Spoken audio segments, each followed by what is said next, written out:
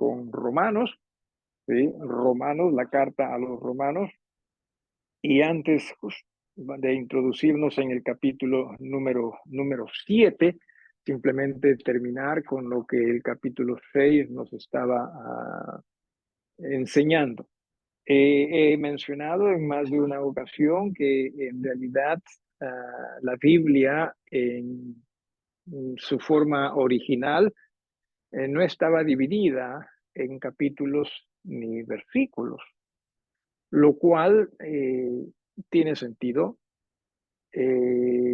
Ayuda el hecho de que tengamos ahora la Biblia dividida en capítulos y versículos, porque, por ejemplo, si tuviésemos los domingos, ¿no? Que decía, hermanos, vamos a estudiar, que sé, estamos estudiando Efesios, ¿no? O sea, ¿dónde nos ubicamos, ¿no? Pero entiéndase también que eso antes los hermanos lo hacían. Primer siglo, segundo siglo, creo que en el tercer siglo es que comienza a dividirse en capítulos y versículos. Entonces ellos lo hacían, ¿no? Obviamente para nosotros es más fácil ahora que está dividido. Sin embargo, muchas veces también nosotros confiamos en que la división debe ser correcta y muchas veces no necesariamente es la correcta, porque asumimos que un capítulo es un tema y el siguiente capítulo tiene que ser otro tema y no necesariamente es así. Así que, en fin, vamos abriendo nuestras Biblias, decía, en el capítulo número 6, ¿sí? Desde el versículo 20 en adelante, ¿sí? Y estábamos trayendo un razonamiento, ¿no? De la esclavitud. Y menciona acá, porque cuando erais esclavos del pecado, erais libres acerca de la justicia. Entonces, no se puede servir a dos señores. El Señor Jesús nos enseñó ello, nos cuesta a nosotros creer ello, nos cuesta aceptar ello, pero en realidad no se puede servir a dos señores, ¿no? O sea, no existía esclavo que decía, no, yo medio tiempo en las mañanas soy esclavo de tal amo y en la tarde soy esclavo de estos.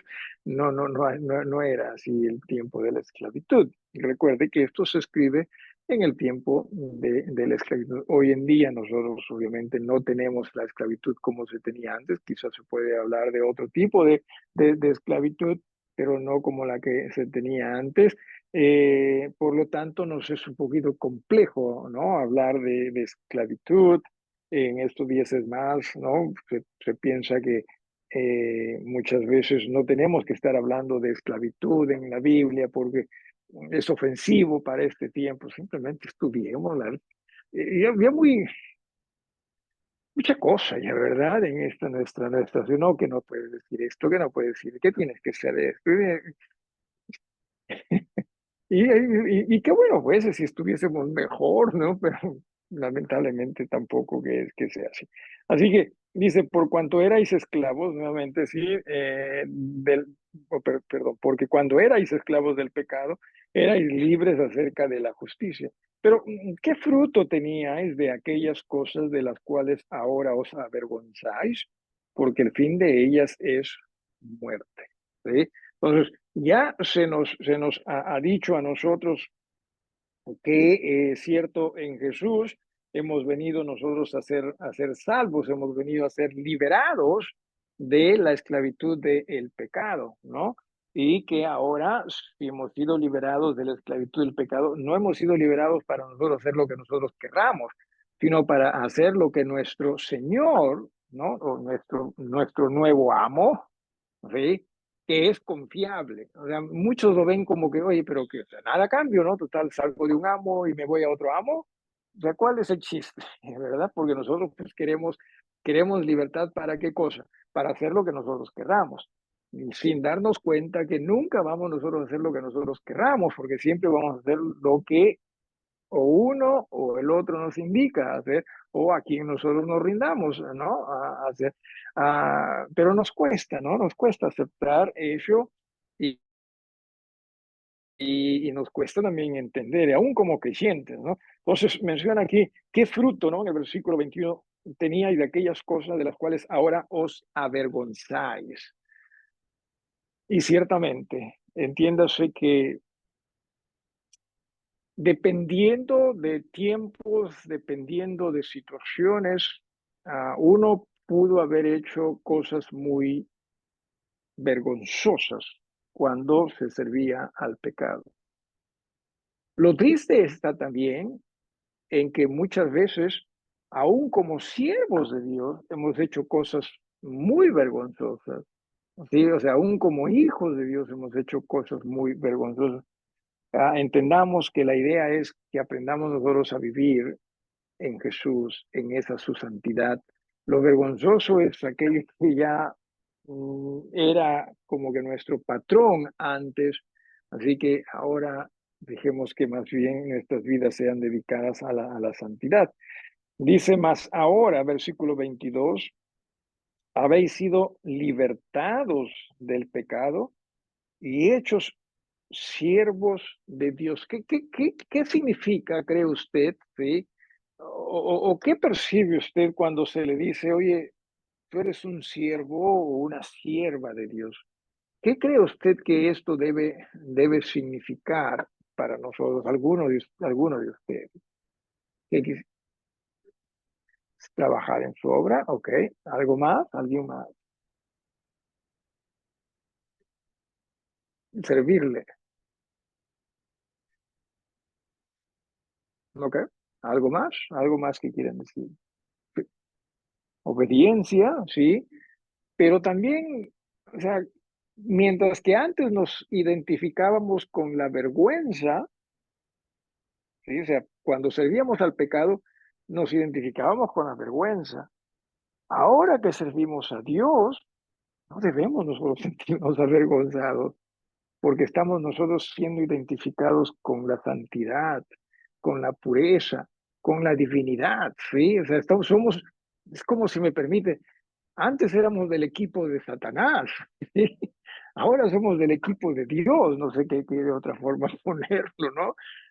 ¿Se da usted cuenta? Pero qué triste es que muchas veces sí como que nos sentimos avergonzados, ¿no? De que otros sepan que soy un hijo de Dios, ¿no? Estoy hablando en términos muy generales, como que no, que van a decir, somos hijos de Dios, ¿sí? Eso, habrá algo mejor que eso, honestamente. O sea, habrá título mejor que el que usted tenga la seguridad. Oye, yo soy un hijo de Dios, yo soy un siervo de Jesús. En realidad no existe, ¿sí? Sino que nosotros ponemos estas presiones en nuestras vidas o permitimos que la sociedad nos ponga esas presiones en nuestras vidas.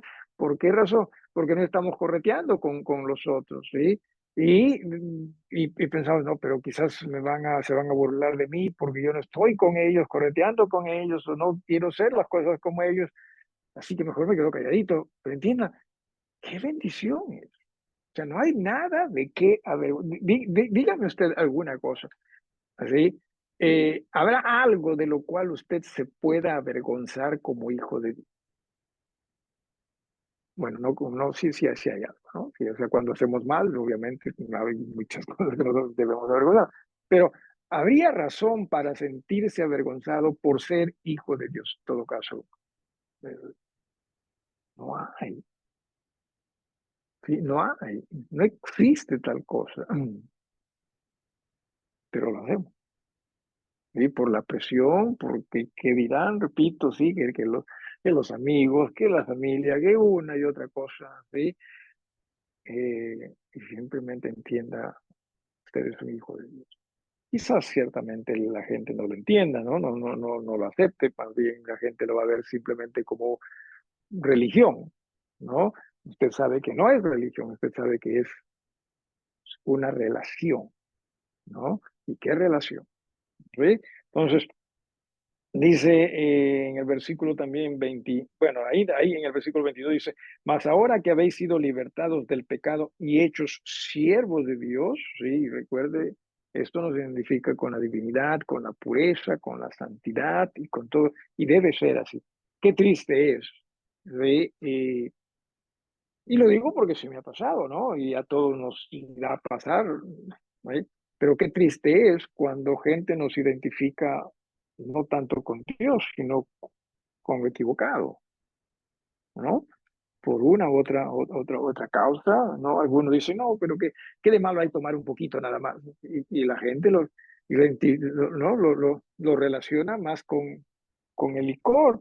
Y qué triste, ¿no? Cuando deberían más bien relacionarnos con la pureza, con Dios, o con otro tipo también de prácticas o actividades que puedan pasar.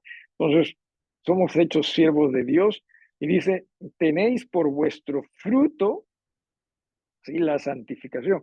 El hecho de ser nosotros hijos de Dios, siervos de Dios, nos ha asegurado a nosotros la santificación. O sea, cuando en respecto a nuestra eternidad Dios nos mira, no, Dios nos ve, ¿qué es lo que ve en nosotros?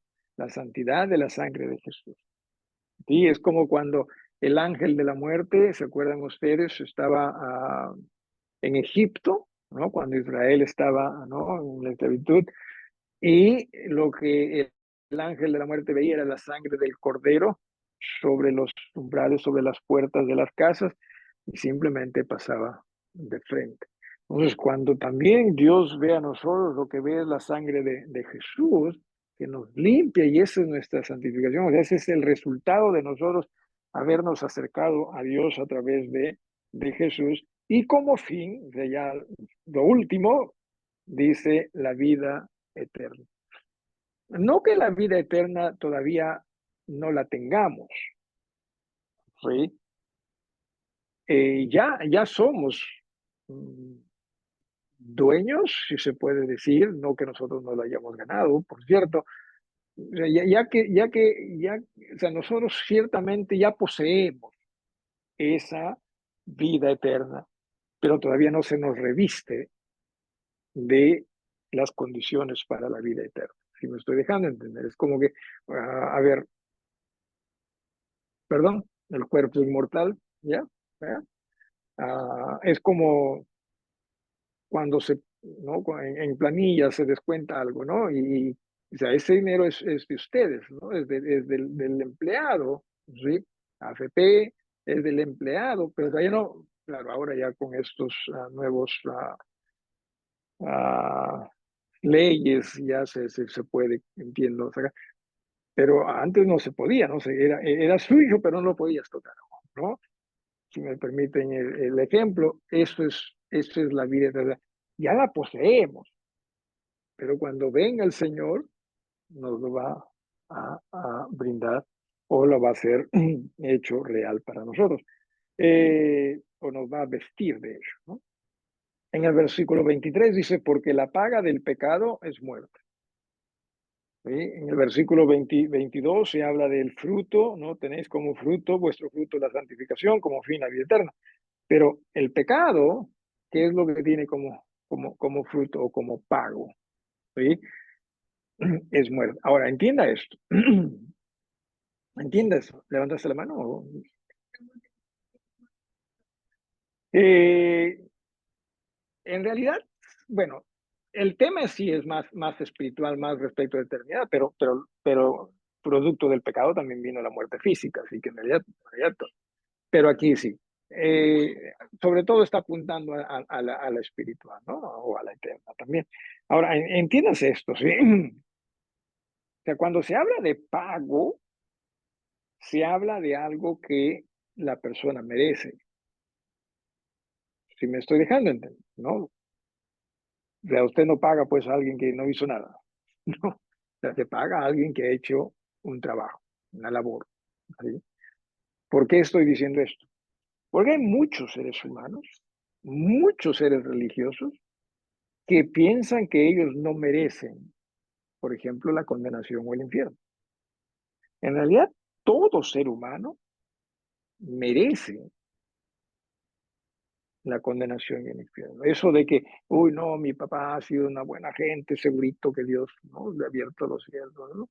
No, segurito que mi mamá sí ha sido complicadita, la viejita, pero no, sí, segurito, ¿no?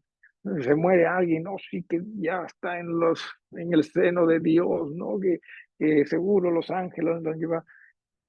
No entendemos, no podemos nosotros en verdad comprender, es que nos creemos buena gente.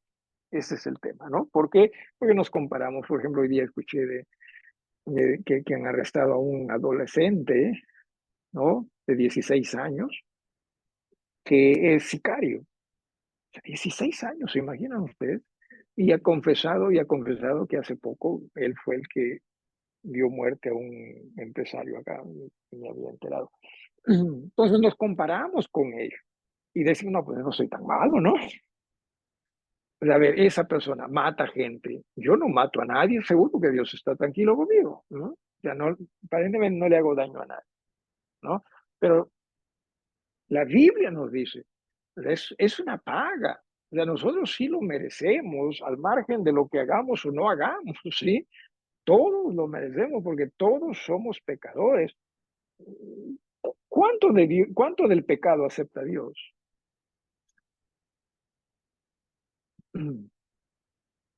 ¿Cuánto? Nada. O sea, ni siquiera un poquitito. ¿No? Una vez tuve una conversación con unos médicos que de la dieta, ¿no? Y todo eso, más fuimos por curiosidad, nos asustó más bien. Pero bueno, me dijo, no comas carne, a ver, no sé, me dijo un par de semanas o un mes. Y le dije que ni un poquito, ¿no? A ver, tú eres predicador, ¿no? Le digo así. A ver, ¿cuándo es que el pecado se convierte en pecado? O sea, tiene que ser una cierta cantidad para que digas ya recién es pecado, o sea, si sea un poquito de ello ya es pecado. ¿No? O sea, ha sido un poquito, ¿no? Entonces no ves. Entonces también no tienes que comer ni siquiera un poquito. Ay, ya, gracias. Fue la última vez, creo que la primera y la última vez que lo hice. Pero bueno, o sea, lo que quiero que entendamos es que o sea, no es que no lo merezcamos. Si es un pago, es porque sí lo merecemos nosotros, sí, los seres humanos. La paga del pecado es muerte, definitivamente.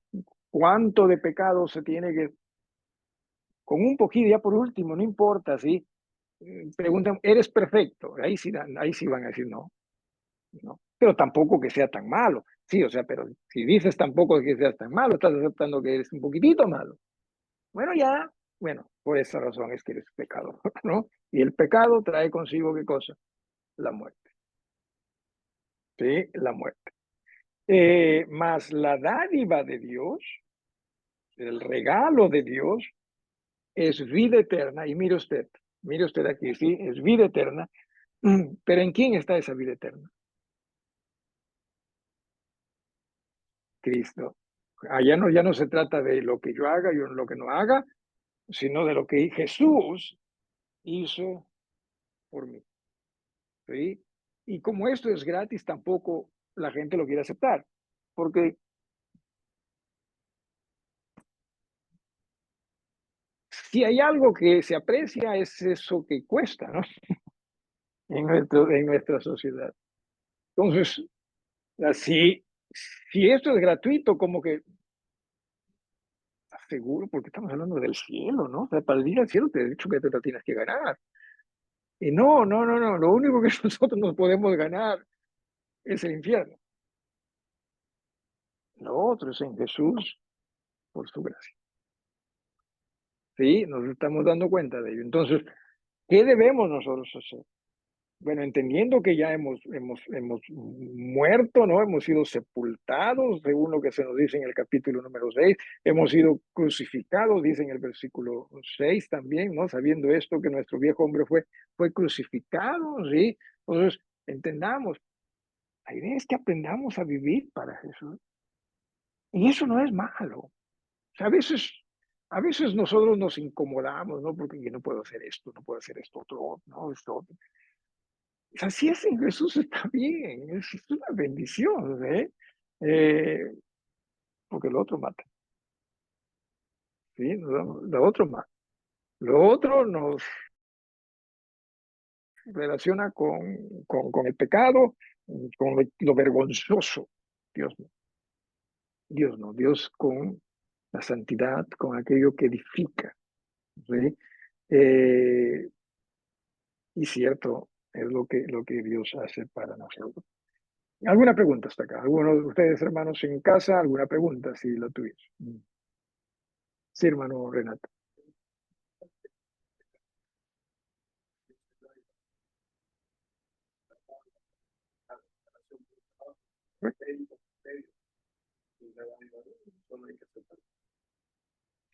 Y no hay otra forma, o sea, en cuanto a lo que se refiere a la salvación, al perdón, no hay otra forma, no hay otra manera, ¿sí? Eh, y qué grande es nuestro Dios, ¿no? Qué grande es nuestro Dios. Versículo 1 del capítulo 7. Se nos dice, ¿acaso ignoráis? O sea, no sabéis, hermanos, pues hablo con los que conocen la ley, ¿ok? Aquí Pablo se está dirigiendo a quienes,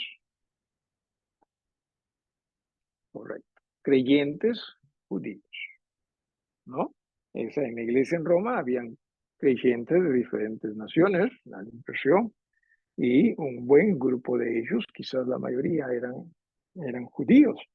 Y una de las cosas que trataban de hacer los judíos era de judaizar. Aún los judíos, repito, que eran creyentes, se trataban de decir, no, tenemos que no, todos regresarnos a la ley, ¿no? Y Pablo les hace comprender que no. ¿Acaso ignoráis, hermanos? Pues hablo con los que conocen la ley. Que la ley se enseñorea del hombre entre tanto que éste vive. ¿Sí? ¿Cómo así que se enseñorea? Eh, como que posesiona, ¿no? Se posesiona del individuo y vamos a ver las razones del por qué, ¿no? Insisto, estamos hablando aquí de los judíos. Nosotros los gentiles nunca hemos estado bajo la ley de Dios, ¿sí? Nunca se nos dio a nosotros, sino la ley fue dada al pueblo de Israel, ¿sí? Eso es lo que se debe. Algunos dicen, no, pero ahora nosotros somos la Israel espiritual. No, no, no. No hay tal cosa, ¿no? O sea, nosotros no somos la Israel espiritual. Y en todo caso, la Israel espiritual se referiría al pueblo judío que ya es creyente, ¿no? Diferencia al simplemente por haber nacido en el pueblo de Israel o en la nación de Israel. Entonces, pone un ejemplo acá, versículo 2, porque la mujer casada está sujeta por la ley al marido mientras éste vive. Acá ya no se está refiriendo necesariamente a la ley de Dios, sino un ejemplo simplemente de la sociedad. Aunque también la ley estipula esto, ¿no? Dice, la mujer casada está sujeta por la ley al marido mientras éste vive, ¿sí? O sea, y claro, hoy en día esto tampoco gusta porque parece que simplemente se está dirigiendo a las mujeres, ¿no? Pero entiéndase que se refiere en ambas formas, en ambas partes, sino que siendo el varón cabeza, ¿no? Del matrimonio, entonces por esa razón se pone más como a la mujer vivir en sujeción o en sumisión, ¿no? Eh, pero entiéndase que la idea no es que se piense, pues, que en todo caso Dios estaba bien con que el hombre sí, cuando quiera, se va y listo. No, no, no, Dios no estaba bien, porque Dios también lo ha enseñado esto. Entonces, la mujer casada está sujeta por la ley al marido mientras éste vive, pero si el marido muere, ella queda libre de la ley del marido. ¿Sí? ¿Cuántas esposas habrán pensado? O sea que hay una forma de quedar libre. Una forma de quedar libre, ¿no? Ah, estuvimos estudiando en la iglesia Bethel, eh, no, hablando, porque como hubo este del tiroteo, fue tiroteo. También mi hermana dijo que ahora mejor hay que tener armas todos nosotros, ¿no? Y después dijo, porque si no, no fue durante la hora de servicio, sino después estábamos simplemente jugando, conversando. Y le digo, pero sería muy tentador si una hermana de usted que tenga un arma y se enoje con su esposa. A eso sí, también. Eso sí, también. Ah, pero bueno, el matrimonio es un pacto, es un convenio, es un contrato, ¿sí? Viéndolo desde el punto de vista legal y bajo la supervisión divina, ¿sí? O sea, eso es lo que sí Dios desea que se entienda. Entonces, ¿cuándo es que ese compromiso, ese pacto, ese contrato deja ya de existir? Bueno, ante la muerte de uno, ¿sí? Simplemente así. Por ello es que también, mire lo que dice, versículo 3. Así que, si en vida del marido se uniere a otro varón, será llamada adúltera, ¿sí? Y en tiempos de Israel, el adulterio, ¿cómo se castigaba? Se apedreaba, ¿no? Se apedreaba hasta la muerte. Entonces dice, pero si su marido muriere, ella es libre de esa ley, de tal manera que si se uniere a otro marido, ya no sería adúltera, ¿no? Entonces, respecto al matrimonio se habla mucho, algunos quieren enseñar de que, por ejemplo, así una enviude o uno enviude ya no puede o debe casarse, ¿no? Nuevamente. La Biblia da la impresión acá, y me parece que es clara, ¿no? No es que simplemente da la impresión, enseña que o sea, si no hay, si no hay ya el otro o la otra, no suena bien, ¿no? El otro. No, no, no, ¿cómo suena? No, suena como que está sacando la vuelta. Pero si no hay, o el esposo o la esposa, ¿no? Si se enviuda, esto es, el viudo o la viuda puede, sin problema alguno, volver a casarse, ¿sí? Eh, mm, Nuestra sociedad ha cambiado tanto y está cambiando tanto que estas cosas ya para nosotros como que son cosas muy antiguas, ¿no? Ahora ya pues todo el mundo se divorcia y todo el mundo que nos casamos de nuevo, ¿no? Pero no es necesariamente lo que Dios desea, ¿no? O sea, no es lo que Dios necesariamente desea. Lo que Dios desea es que sean uno hasta que la muerte los separe, ¿sí? Hasta que la muerte los separe, ¿no? Una vez me contaron de que alguien murió, ¿no? Y fue llevado al cielo, ¿no? Y la esposa murió tiempo después y también fue llevada al cielo. Y estando en el cielo vio a su esposo y, amor, acá estoy, ¿no? Y el Señor, ¿no? El Señor dijo, no, no, no, hasta que la muerte nos separe, dijo el predicador. Así que no, no, aquí ya no, aquí ya no. Bueno, poquito de humor. Eh, Así que eso es simplemente para que se vea, ¿no? La seriedad de un pacto, ¿no? Recuerden que se está hablando de la ley de Dios y que la ley son los términos o los estatutos de un pacto, del pacto entre Dios e Israel. Versículo número 4. Así también vosotros, hermanos míos, habéis muerto a la ley mediante el cuerpo de Cristo. O sea, en Cristo se murió. En Cristo uno murió, ¿verdad? O sea, había un pacto, ¿sí? Con la ley, obviamente, pero en Cristo uno murió para él. Entonces ya somos libres para unirnos a otro pacto, ¿sí? Y ese pacto es con Jesús, ¿sí? Y obviamente siempre entienda en las iglesias, ¿no? Dice, así también vosotros, hermanos míos, habéis muerto a la ley mediante el cuerpo de Cristo, para que seáis de otro, del que resucitó de los muertos, a fin de que llevemos fruto para Dios. O sea, ahora somos del pacto con Jesús, ¿sí? Como creyentes, como iglesia, tenemos ese pacto con Él. Entonces, tenemos que ser fieles a Él, ¿verdad? Por siempre. Gracias a Dios, sabemos cuán bueno Jesús es, a diferencia de quizás pactos que se puedan hacer con otras personas. Sabemos cuán fiel Jesús fue, ¿sí?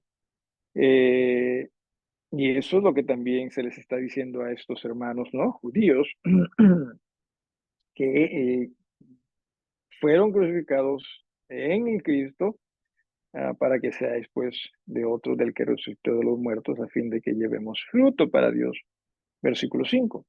Porque mientras estábamos en la carne, las pasiones pecaminosas que eran por la ley obraban en nuestros miembros, llevando fruto para muerte. Voy a seguir leyendo, ¿sí? Pero ahora estamos libres de la ley por haber muerto para aquella en que estábamos sujetos, de modo que sirvamos bajo el régimen nuevo del Espíritu y no bajo el régimen viejo de la letra. ¿Verdad? ¿Cuál es el régimen nuevo? Este nuevo pacto con Jesús, ¿sí? En el Espíritu, donde en el Espíritu nos guía. Y aquí hay que tener cuidado, porque algunos dicen, ¿no? Ven en el Espíritu, dicen, o sea que no se trata de lo que la Biblia enseña, sino de lo que nosotros sentimos. No, no, no. Jesús dijo, ¿no? Que iba a venir el Consolador y el Consolador iba a guiar al creyente o a la iglesia. ¿A qué cosa? A toda la verdad. Tu palabra es verdad. ¿Sí? Así que muchos piensan, no, es como lo sientes, como que el Señor te habla de diferentes formas. No, tengamos cuidado. ¿Sí? Tengamos cuidado con ello. Simplemente entendamos que Dios siempre quiere que nosotros vivamos conforme a su verdad. Y en este caso estamos hablando de la palabra. Entonces, lo que sí se nos dice es, ya no estamos, o se les dijo al pueblo judío, ya no están bajo el régimen de la letra, porque la letra, ¿qué era? Si no hacías, perdón, si no hacías, o dependiendo, eras apedreado. ¿Sí? Así de drástico, ¿no? Así de drástico. Entonces, vienen unas preguntas acá en el versículo 7. ¿Qué diremos, pues? ¿La ley es pecado? Claro, porque da la impresión, ¿no? O sea, y Pablo dice, no, en ninguna manera. La ley no es pecado. Pero yo no conocí el pecado sino por la ley, porque tampoco conociera la codicia si la ley no dijera no codiciarás. ¿Ve? O sea, ¿a qué se refiere? Recuerden que en un inicio no había ley, no había la ley de Dios. Pero había pecado, claro, sino que la gente no la tenía tan clara, ¿verdad? O sea, no la tenía tan clara, había pecado. Mas cuando vino la ley, entonces el pecado se hizo más claro. Ah, o sea, eso que yo estaba haciendo es pecado, porque eso es lo que la ley dice, ¿no? Entonces, ¿qué pasaba?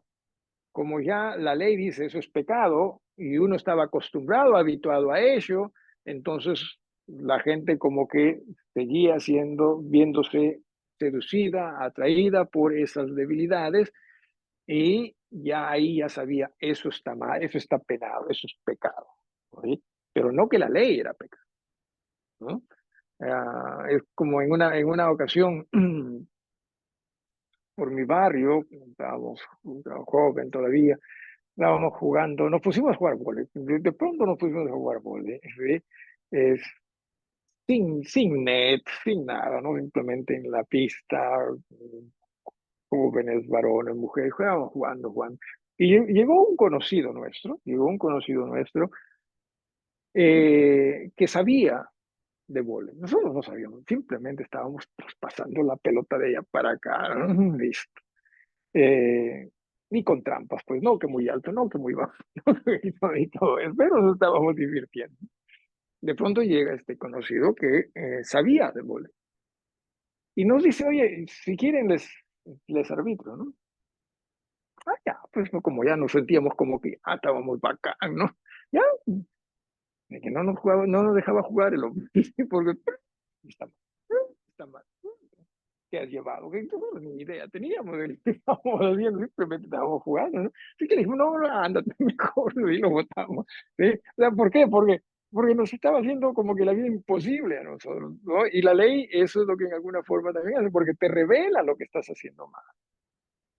Sí, y a nosotros obviamente no nos gusta, pero eso es lo que hace la ley, te revela, y mientras más te revela, como que es como al niño, ¿no? Le dices, no, ¿qué quiere hacer el niño? ¿No? Es como que, o sea, que me está diciendo que acá hay algo interesante, ¿no? Entonces, eso es a lo que se está refiriendo con la ley. Eh, Gracias a Dios que nosotros tenemos un nuevo pacto bajo mejores promesas y sobre todo traído por Cristo mismo, ¿no? Y, y debemos nosotros ser muy agradecidos a Dios por eso. Que nos vamos a equivocar, sí nos vamos a equivocar. Y no estoy diciendo esto con el propósito de que nos sintamos bien al respecto, sino que entendamos que no por ese pecado se nos va a quitar a nosotros nuestra salvación, ni tampoco se nos va a quitar inmediatamente la vida, pero seamos nosotros lo suficientemente humildes como para decir, Padre, perdón, me equivoqué, ¿no? Y que podamos retomar nuestra comunión con él. ¿Alguna pregunta o algo que quieran agregar? ¿Alguien? ¿Alguna pregunta? Vamos a continuar también con este estudio, con este pasaje. Si tuviese alguna pregunta o algo que quieran agregar, siéntanse cómodos. Mm, vale. Agradecidos a Dios, en verdad que sí. Oye, una de las cosas que más ha impactado esta noche es el hecho de que es cierto, o sea, todos merecemos la condenación, ¿no? Esa es una paga por algo que nosotros hemos hecho, ¿no? Mientras que la salvación, eso no está en nosotros, no está en ganarlo, ¿no? Está en Jesús. ¿Sí? Porque la paga del pecado es muerte, mas la dádiva de Dios, el regalo de Dios, vida eterna, solo en Jesús, en Cristo Jesús, Señor. Eso no está en nosotros. ¿Sí? Y agradecidos a Dios por ello. ¿Levantaste la mano o no? Estás que le cortes, que lo cortes. No, okay. ¿Alguna petición en estos momentos antes de despedirnos, hermanos, en casa? Pastor,